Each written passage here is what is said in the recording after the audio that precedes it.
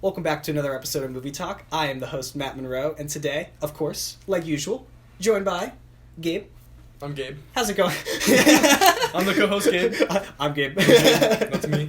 How's it going today? It's going pretty good. I'm really excited to film this episode. We're doing our top 5 movies of 2023. Top 5 lists are some of my favorite things to watch on YouTube, so I'm so excited to do this episode. I don't ever, I just have time to kill. I always just watch top 5 lists, because I love seeing what people's favorite movies of the year were, because they're probably going to be so different than mine. They're probably going to have a movie that I thought was horrible on that list that I can't even believe you would put in a top 5 list. And that just goes to something I quickly want to say, that these are lists. These are not the top 5 best movies of the year. These are our personal favorites of the year. Yes. And same with, we're going to do, after we do our top 5, we're going to do our least favorite movie of the year, just one.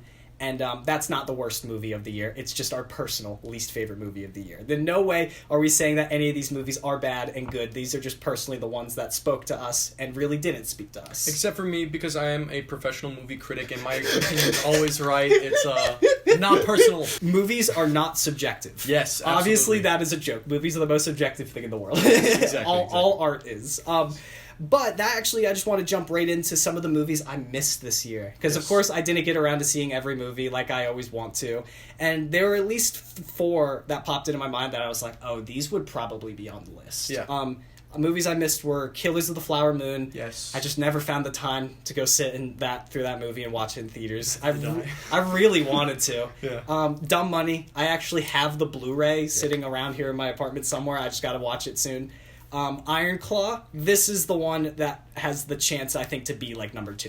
Yeah. Zac Efron in an A24 movie about sports. This movie's going to be incredible. Yeah. I actually had tickets to see it Monday at AMC, and AMC closed that day because of the snowstorm. Oh, yes. So I got refunded. I couldn't go see the movie. So I was going to have it on this list and see it, but I didn't get around to it. Yeah. And then David Fincher's The Killer. I know that's just a streaming movie. Yes. I just haven't gotten around to it yet. But did you have any... I don't think you had any movies you missed, but you had a couple honorable mentions. Yes. Movies that just didn't quite get into your top 5. Yes. So my honorable mentions are Haunting in Venice and Barbie. Now, I didn't see Haunting in Venice. Haunting in Venice, I actually really liked it. Yeah. I saw it with my girlfriend. It was a really good date night movie. It wasn't scary, but it really did creep me out. It wasn't a horror movie, but it was a detective movie. Yeah.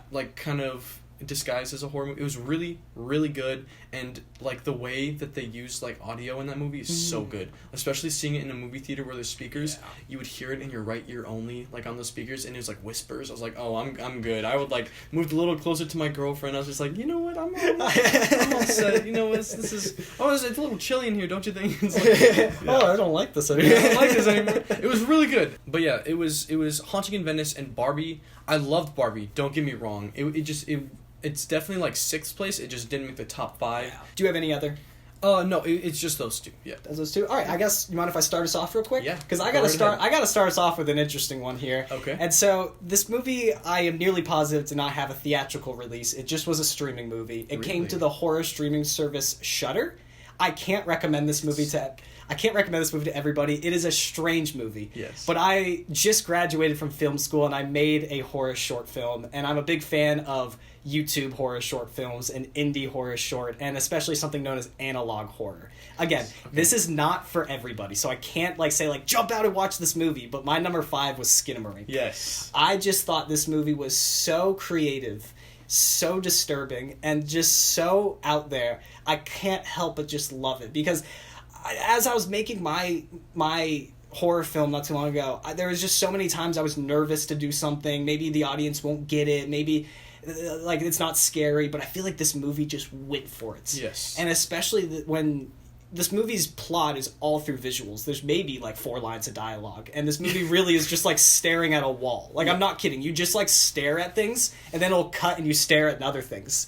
And that's all this movie is. Yeah. I have watched a ton of top 5 lists, and this is nearly on everyone's worst list. Yes. No one really loved this movie, but to me, as a young, trying to be up-and-coming horror filmmaker, seeing this movie was just awesome. And actually, not to mention, it was by a YouTuber who's people who subscribe to this YouTuber, they email him dreams that they have that are creepy, and then he'll make them into horror short films on YouTube. And so he kind of took a lot of those ideas, put them all together, and made Skinamarink, which is just this horrifying induced nightmare from the perspective of two little kids.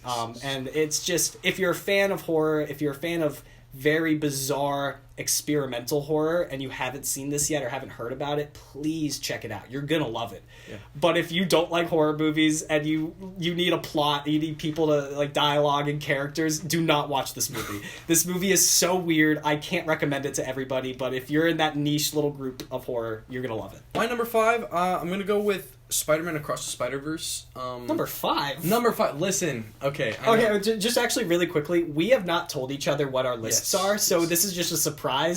Spider-Verse is number 5. Yes, okay, listen, it made top 5 for 2023, of course. It was so good. I saw it in theaters. I was like, what are you doing? And I was like, oh my god, he's being petty. Okay, listen. As you can see, Matt's a huge fan of Across the Spider-Verse. He's wearing, like, the sweater. We'll talk about it later. Yes. The only reason why it's top 5 was just because there were movies that... I love this movie, like, to death. No, it's so totally. good. The animation, incredible. Like, the story, incredible. The cliffhanger, annoying, but it was super incredible as well. Like, that whole thing is, like, really makes you want to wait for that next one. And, I like the behind-the-scenes stuff as well. And, like, especially with the first one, this is the sequel to the first one, but it's, like... They came up with a brand new animation style, and you're seeing it way more in movies because it's so creative and so interesting. Yep. So it's just like, it's really nice to see that they're still going with it, and like that whole scene where like a bunch of Spider-Men are chasing this one Spider-Man. Like, come on, that's awesome. So it's good. It's so good, and the movie. Yeah, I don't want to speak too much about it because I want to really talk about it when I get to it, but the movie does such a great job of balancing drama and comedy. Yes. And a lot of times with superhero movies, you cannot balance them, and Marvel, Disney Marvel has really shown as of recently they can't balance it anymore. But this movie, like, there's moments in that chase scene that are actually kind of intense and dramatic, and then there's other moments that are so funny, you're laughing out loud. Exactly. So it's great. Coming in at number 4 for me was probably... Well, I guess, I don't know. This could have been my biggest surprise of the year. I did not expect this movie to be that good, but it's Godzilla Minus One. Yeah. Godzilla Minus One, my gosh. I really like the 2014 Godzilla. I think not a lot of people like that movie for some reason. Oh, actually not for some reason, because Godzilla's not in the movie very much. It's like an Americanized it's an Americanized version of Godzilla, but... A movie directed by Gareth Edwards and shot by Greg Fraser, who shot the Batman. Yes. Yeah.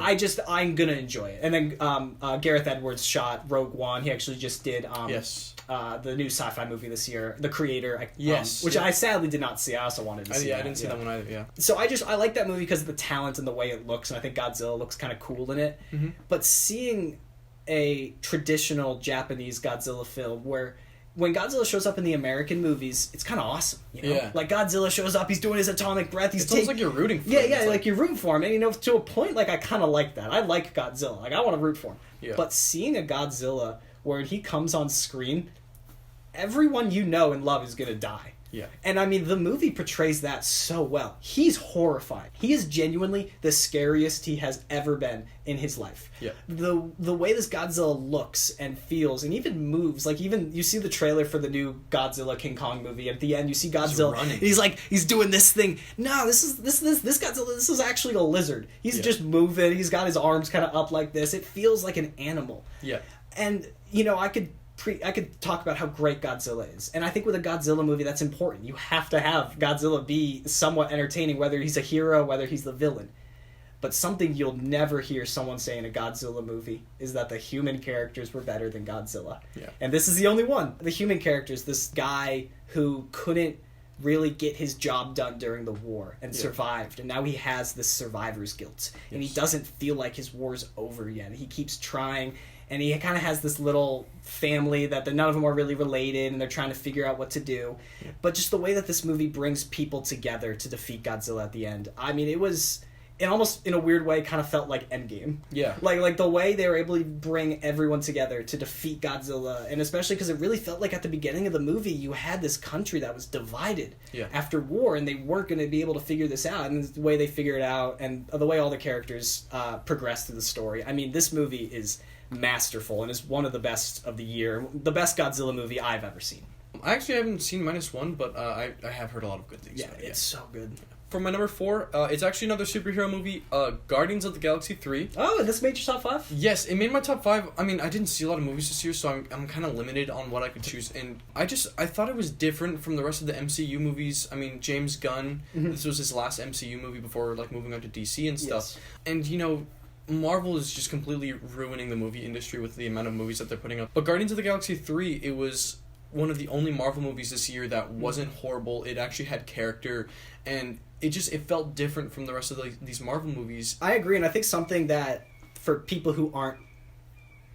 This is a loud bird. Yeah. Something I want to say, though, is for people who aren't Marvel fans, I think it's really easy to be like, oh, so, like, Ant-Man 3, Guardians Volume 3, and the Marvels came out this year, and Guardians Volume 3 was the best, and that just sounds like a bunch of jibber-jabber. Yeah. None of that makes any sense, but... James Gunn was one of the reasons the MCU is to what it is today. When the Guardians of the Galaxy came out in 2014, it blew up in pop culture. Yeah. Everyone wanted Groot toys or Rocket Raccoon things, or thought Star-Lord was cool, or was listening to the music. Yeah. I mean, I was there. I was listening to that soundtrack on repeat after I saw that movie. Yeah, I was like 15. It was awesome. Yeah. I think one of the reasons this movie feels like old MCU is this movie was written like 6 years ago. Really? I didn't know that. James Gunn, he wrote Volume 2 and 3 kind of together. And so... then, of course, Endgame and Infinity War happened, and then he got fired, and then he did DC stuff, and then he came back. So it just had been so long, and there were a couple things he had to change, but I think this movie does feel like classic MCU, because it was written at the time when it was. Yes. And so, seeing this movie, I actually really liked this movie, too. In all honesty, though, it's probably my least favorite out of the 3 Guardians. Really? Yeah, I liked it. It was good. Like, I had my nitpicks with it. There was a lot of things towards the end I was kind of like, okay. Yeah. Sure, I guess. I understand that. Yeah. It was a really good movie, and definitely the best MCU movie since Far From Home, or No Way Home. No Way Home, yeah. Definitely the best one since. Coming in at my number 3 is going to be Teenage Mutant Ninja Turtles Mutant Mayhem. Oh my god, I totally could have put that in there. You forgot. Dude, that movie was so good. Alright, go into it. So the animation of this is inspired by the Spider-Verse animation, which, I mean, right out the gate, like, it just, the animation for Spider-Verse I love so much. I kind of like animated movies over live-action movies, I think just because I've spoiled live-action for myself. Yes. I can't help but just nitpick it, but I have no idea how animation's done, so it's one of those things that's like, oh, that's still new and refreshing to me because I don't know how they did that. Yeah. And this movie's animation was so cool. The fight scenes and the way they moved, and even the way that the humans looked and everything, they didn't really look just like normal people. They kind of had weird looking faces. It was all like mismatched. It felt like an old, like, kind of kids cartoon in a sense. Yeah, you look exactly, at like Fairly Odd Parents, all the heads up, people just look kind of different. I really appreciated that about this movie. I am not a Teenage Mutant Ninja Turtles fan. Yeah. I've seen the movies. I've seen like the first Michael Bay one. That was awful. That was horrible. And then I saw like one of the ones from like the 90s when I was a kid, and it kind of scared me. And none of the cartoons growing up like I cared about. So this has been an IP I've just never cared about. And not that it's bad, it's just I never felt like it was for me. Yeah. But something about when I saw Seth Rogen was producing this, and I saw the vibe that they were going for about really bringing the teenage in Teenage Mutant Ninja Turtles. It just worked so well. I mean, these felt like Gen Z kids with cell phones, and they were even saying things that Gen Z kids would say. Oh, it was horrible. And I think some people might like take that and be like, oh. And I think it's really easy, honestly, for me to take it and be like, oh, this is kind of annoying to hear him say it. Yeah. But it's also so refreshing. Yes. It's so nice. Like, these are actually kids. Yes. And what kids feel like today. And so it was made for today. And I appreciated about that. But going to, like, why it is my favorite, it is how these characters were written, and especially Splinter. Yes. Jackie Chan as Splinter was one of the best things 2023 gave me. He was so funny. He was so tragic in a sense. I just felt bad for him because he wants to relate with his kids, but he doesn't know how to relate with his kids. Yeah. And then at the end, especially when you see him throw down a little bit, they actually even incorporated some classic Jackie Chan moves in that, with him using objects in the room to fight with, like chairs or ladders or other things that I loved everything about this movie. This movie put a big smile on my face. This was, without a doubt, my favorite, like, kids movie of the year. Yes. So many times I would see parents take their kids to the movies, and I'd be like, that movie's fine. But anytime they were going to see TMNT, I was like, oh, you're going to have a great time. Yeah, exactly. This is going to be good. Yeah, that movie was like, it was made for both the kids and the parents. Yes. Like, the parents could really get involved because the parents really grew up with Ninja Turtles. And, like, I think it would be really nice to see it in, like, a fresh light. and it's not just the same thing over and over again. I think my favorite fact about this movie was that a majority of this movie was improvised by the teenagers. Yeah, so there was the 4 teenagers who worked on this movie, and they were pretty much just put into a room, and they were just told to talk like your characters, and they had like key points that they kind of had to get to, but like all of the dialogue between the 4 of them is completely improvised. Like that whole scene where it's like, I got a bacon, egg, and cheese. I got a bacon. Yeah, So it's so good. I loved it. So my number 3 out of the top 5 is going to be Saltburn. I know it's very controversial, very weird. It is a weird movie. It is not for everybody whatsoever. There's just like a bunch of stuff that's like, what is going on? Like, why am I watching this?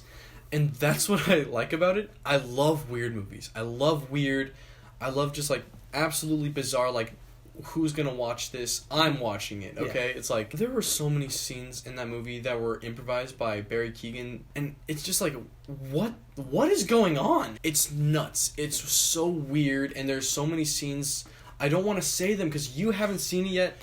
Oh my god, this is gonna be hard to kind of work around. But like, yes, it's a weird movie. The cinematography, beautiful. It is the best looking film that I've seen this year. So good. Oh yeah? It is. I think I have I made an edit to this like movie like on my own time. I watch, it's like 2+ hours or whatever, and I went back and watched it twice just so I can get all the footage that I wanted to get for like a little montage that I wanted to make, just because the movie is so beautiful. Like, it was shot so well. It's shot in 3x4. It's shot in like the square aspect ratio, and it's really, really, really good. Nothing is there on accident. Everything's very purposeful. The blocking and the staging is so good. Like I said, though, it is controversial just because of how weird it is. It's very out there. It's like, not a lot of people liked this movie, but it's because it was so weird and so interesting is why I liked it. Coming in at number 2, and then I think when I said with Godzilla, I was like, this was my most surprising movie of the year. I don't think so. I think this was my most surprising movie of the year because walking out of the movie, I saw it way earlier in the year. Walking out of the movie, I didn't expect this to even be on my top 5, and then as I was doing my top 5, and I kept thinking about the movie, I was like, wow, that was way better than I remembered. And I went back and I watched a couple scenes on YouTube, and I was like, oh yeah, this is number 2. And that, without a doubt, is John Wick Chapter 4. Really? Yeah. That movie was awesome. Yeah. Now, if you're not an action movie fan, and I have to be completely honest, and I know it's like I'm putting John Wick Chapter 4 in my number 2 spot, so obviously I like action movies, but I don't love action movies. So many times I just want to skip it. Like, the action's just kind of boring. It's just jumbled up shots, all shaky cammy. You can't tell what's going on. The plots are so over the top, and it's just a dude kicking butt, and that's really all it is the other days. Like, I can't really get behind them. But I feel like this John Wick franchise is different. All of the action, the cinematography, the sets, I mean, it's insane to witness in a theater. And I mean, especially towards the end of this movie, there is a stair scene. Yes. It's one of those scenes in a movie you're never going to forget in your life. I mean, it's nearly like 30 minutes long. This whole movie is basically just 5 long action sequences broken up into 2 hours and 40 minutes. I watch this movie and I get like satisfaction from the shot structure and the action and how it's all done. It's so fun to watch. It's very impressive too, like on a technical standpoint. Like, they have to practice all this fighting, and then they have to shoot it all. And there's like a lot of there's probably a lot of one takes where it's like they don't stop fighting. So it's like, it's very technically impressive. Where it's like, you really have to practice. It's like, you're fake fighting, but you have to make it look real. And then it's like these very long, drawn out scenes where it's just that, and there's no dialogue, but it's all physical. And it's so, I don't know, it's very special. Yeah. And especially like since the movie's directed by stuntmen, like, they're having fun making this as well. Yes. So it's like, come on, you can't be mad at it. Exactly. And even so, like, I've seen the other 3, and I do like them. They were good. I would never put them on a top 5 of the year they came out, personally. Yeah. It's so funny to me that an action franchise's 4th one ended up being its best. And I think a lot of people would agree that this is the best John Wick movie, especially with the ending and its villain. Yes. Oh my god, he played Pennywise in the It movies. Skarsgård. Bill Skarsgård, thank you. Yeah. He is such a terrific villain. Yeah. And he's so annoying, and you just want to kick him in the teeth as hard as you can because he's just so annoying. You just want John Wick to get in there and get him finally, and especially with how the movie resolves, I hope that this is the last John Wick movie. Yeah. It is a perfect 4-movie arc, and it ends beautifully, in my opinion. They're making a spin-off show, not about John Ballerina, Wick. Yes, yeah. And then there's even was the Continental as well, which Yes. I actually, a little bit off from John Wick, that's something I love about these movies, is this comic book-like universe they've created Yes. with rules and the Continental and all of the assassins who can't fight in this hotel, and like it's so unique in my opinion, so interesting. I love this world, and this movie to me, if you saw the first John Wick and were like, yeah, that was good, like I liked that, I recommend watching the other 3. Just go for it, because you're going to have a good time, and honestly, the action just gets better. Alright, so for my number 2, I've also got a weird pick. I love weird movies. Asteroid City by Wes Anderson. I'm so happy we didn't tell each other. I've totally forgot about this movie. Yeah, so you're basically watching a movie about a play, and you're seeing the play in movie form. Mm-hmm. And it's so odd, and it's just like there's so much depth to it, like you really have to dig deep to really understand the film. I didn't understand it like in the slightest, and like there's a lot of stuff going on behind the scenes that you kind of have to watch to understand the film. His last movie he did, The French Dispatch, I also heard was very weird. Yes, it's like a collective of stories pretty Yeah. much. It's almost like the Netflix stuff that he did, which the Netflix stuff was really interesting. Oh, I forgot about that. Yeah. I haven't watched any of that yet. I wouldn't consider the movies, are more like short films, like 40-minute short Mm-hmm. films. Oh, it's not short, but it's not a feature-length film, but Mm-hmm. it's like a collective of these Roald Dahl stories that he made, like as a movie. It's The French Dispatch is a lot like that, where it's a lot of stories kind of in one movie. But coming in at number 1 for me is going to be Spider-Man Across the Spider-Verse. The first movie I ever saw in theaters was Tobey Maguire's Spider-Man back in, I think, 2001. It came out, I want to say, 2000 maybe. And that movie it was my favorite thing ever. And then, of course, Spider-Man 2, Spider-Man 3, and I loved all 3 at the time. Of course, looking back, Spider-Man 3 is not particularly great, No, but it's not. that's all right. This, to me, was the Spider-Man movie that I saw that really ranked up there with, like, Spider-Man 2. And I probably wrote more college film essays. I wrote most of them about Spider-Man 2. Because I just think that movie is kind of perfect. It is so smart with its script and also its characters and its writing and its hero that I think it handles all of them in such a mature manner. I love that movie. Yeah. If you take the best Spider-Man movies, they always ask very philosophical questions to Spider-Man. Like Spider-Man 2 asks... Like, the first in the series will always ask, can Peter Parker be Spider-Man? Like, can this nerd actually be this hero? And usually at the end he is. Yeah. The second movie always is like, well, now what do we ask? Like, what are we going to do to Spider-Man? And Spider-Man 2 so wisely said, does Peter Parker even want to be Spider-Man? Yeah. Is Spider-Man helpful to Peter Parker? And the answer is no. But truthfully, there's no one else. Yeah. And so that movie handles that question so well about Peter being like, I'm ruining my life being this hero. I can't hang out with my best friend. I can't have a girlfriend. My aunt is literally, her bank is foreclosing to the house. I can't even help her out there. I'm failing college. College. Everything is against me right now, and it's Spider-Man's fault. And that movie is so deep, asking those questions. I haven't seen a Spider-Man movie that really asks those questions again. Exactly. And to me, with Across the Spider-Verse, it asks the question, does the trauma define Spider-Man? Yes. And that, to me, is such an interesting question for this hero. Look at Tom Holland's Spider-Man. Everyone was like, he didn't have Uncle Ben. Uncle Ben didn't die in his world, so like he doesn't feel like he had an origin story, and it doesn't feel right. And of course, they corrected that later with No Way Home. Yeah. It's so funny, as fans, we watch these movies and we're like, oh, you need to die. Yeah. You know what I mean? Exactly, Why do we do that? Because you need to, and if you don't die, that's not good, because that's what happens, and that's what builds Spider-Man. Like, Uncle Ben needs to die so he can be Spider-Man. Exactly, yeah. But this movie asks why. Yeah. And I just love that so much. My number 1 is actually The Holdovers. Oh yeah, you're right. Yeah, I haven't said it yet. Yes, so we plan on doing a review of The Holdovers together at some point. But it's so good. I love that movie so much. Just the setting, the way it was shot, the characters in that movie is so good. It's very Oscar worthy. When I watched it with my friends, a lot of them said it was Oscar bait. Like, oh, like they're only doing this because they want to win an Oscar, which I don't agree with. I just think they tried their hardest in their performance, and they definitely do deserve like some sort of award for like how good they were. It, like, I don't know, this movie makes me like nostalgic for something that I never experienced, And I just think that's it's like the way they do it, they're so good at it. And I never knew I could feel that way. It's so powerful. It's so good. Yeah. And I highly recommend you go see it. I know you've seen it. Mm-hmm. And we plan on doing an episode on it at some point. But yeah, that actually, if you wanted to say, like, that probably had a fair shot of being number 6. I would say The Holdovers was probably number 6. Like, I liked The Holdovers more than I liked Barbie. Yes. That's such a great way to word that. It made me nostalgic for something I never experienced. Yeah. And that's just impressive. And I agree with you completely. I don't think this movie's Oscar bait at all. Yeah. If this movie was Oscar bait, the character of Angus would have been so much more loud and tragic and crying a lot more. And characters would have been bombastic and, like, their emotions would have been up to 10 from what that movie is about. But Exactly, no, yeah. it's dialed down. It's much more realistic. I don't think that's an Oscar bait movie. Yeah, I just think it's a very good, well-made movie. Alexander Payne did amazing. The entire setting, like the cinematography in that movie, so perfect, so good, and I highly recommend you go see it. Really quickly, I just thought we would give what we thought was our worst Oh, movies yes. of the year. We've got to do Yes. this ever so quickly. If you Yes. want to start, actually. You have 5, right? No, so I made a little list. I just Okay. have one. We're just doing one movie. Okay, good. Ant-Man Quantumania.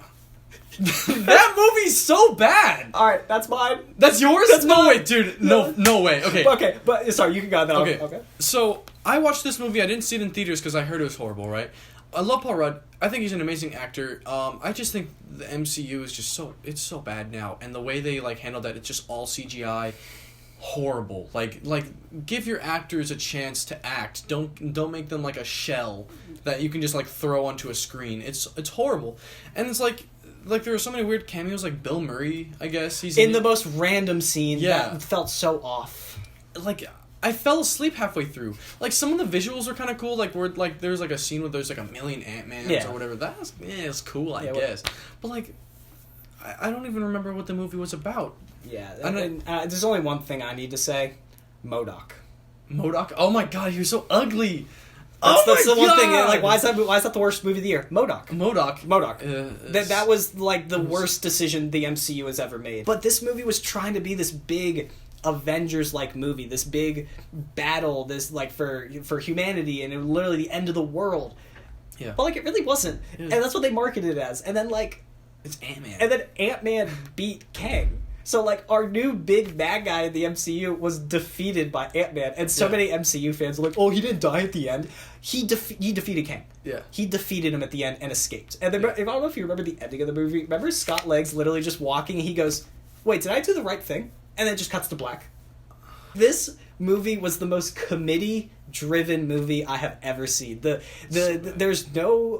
feels like there's no style. Yeah. There's no love. A group of people in suits sat there and were making notes, and then eventually it became a movie. Like, Yeah. that's what this feels like. It's such a shame because they have all these great actors and actresses. Like, they're Yeah. really good. They're really, really good. Yeah. But this movie, like, it feels like they were just kind of told to something. They were told not to try. They were just told to be like the shell. Or you're going to be replaced with CGI anyway. Who Yeah, cares? yeah. It's like, it's so boring. That'll do it for our top 5, guys. Please check out some of the movies that we said. We both really loved them. If you haven't seen any of them and you're an action movie fan, check out John Wick Chapter 4. If you don't know if you're a Spider-Man fan or don't know if you like this new universe, please check these movies out. Absolutely, yeah. They're so good. And The Holdovers being your number Holdovers. one, that would be a movie hopefully we review fairly soon here, because that was a terrific movie in my opinion as Yeah. well. Saltburn at your own risk. Yes, yeah. It's so weird. Yeah, and same with Skinamarink. Saltburn and Skinamarink were definitely our two Yeah. very bizarre choices, but again, these are our personal top 5 favorites. They're not the top 5 best of the year. So you might watch one of these and be like, that was the worst thing Yeah. I've ever seen in my life. Exactly. And you're right. And you're right. Yeah. Yeah. It's subjective. It's all subjective. Yeah. All right. Thank you for watching this episode, and we hope to see you in the next one. Yep. Have a good one, everyone.